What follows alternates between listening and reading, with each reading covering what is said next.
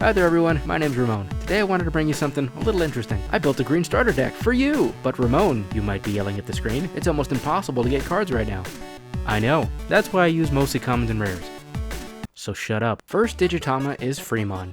If you can keep this thing attached to your Digimon long enough, it gets pretty good mid to late game. We're running 3. Next Digitama is Tanamon. That inheritable skill is really easy to proc, and that's honestly about it. We're running 2. Now on to the level 3s. Tentamon! His skill allows you to rest Digimon as early as your level 4 turn. Also look at this special boy. We have him at 4.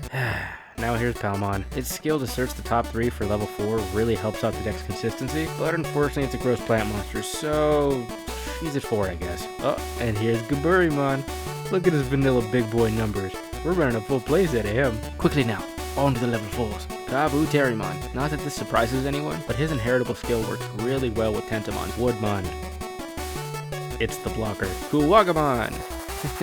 His on-play rests a whole Digimon. Look at that utility. He's only being run at 2. Please save me. Level 5. Good boy, Mega Kabuterimon. His inheritable skill gets you +1 memory. When is that not good? Am I right? He's at 4. Jagamon. That on-attack skill can really ramp you forward. Such a good little poke-date.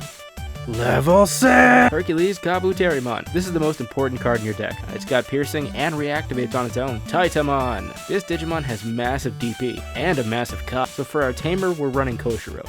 Listen man, I know everyone knows him as Izzy, but this game is based on the new anime, so actual options I guess. Horn Buster! There's a cycle of these 3k DP options in each color, and honestly I'm a fan. Their security skills are usually pretty good, and are a fun way to leave your opponent with as little memory as possible. Dimension Scissor. We all know how good this option is. In this case, you use it in conjunction with Hercules Kabuterimon. While it doesn't have the same impact as the Grand Kuwagamon combo, you can technically attack more times, and make sure your Digimon isn't vulnerable after all of its swings. Mega Electroshocker. This card really just helps you get off some rests. While 3 is a bit of an awkward cost, I still think it gives you more flexibility when you're trying to deny your opponent resources. Motherfucking Flower Cannon! This card is so good. Oh my god, you guys, this is the most broken card in the deck. It needs to be at 4.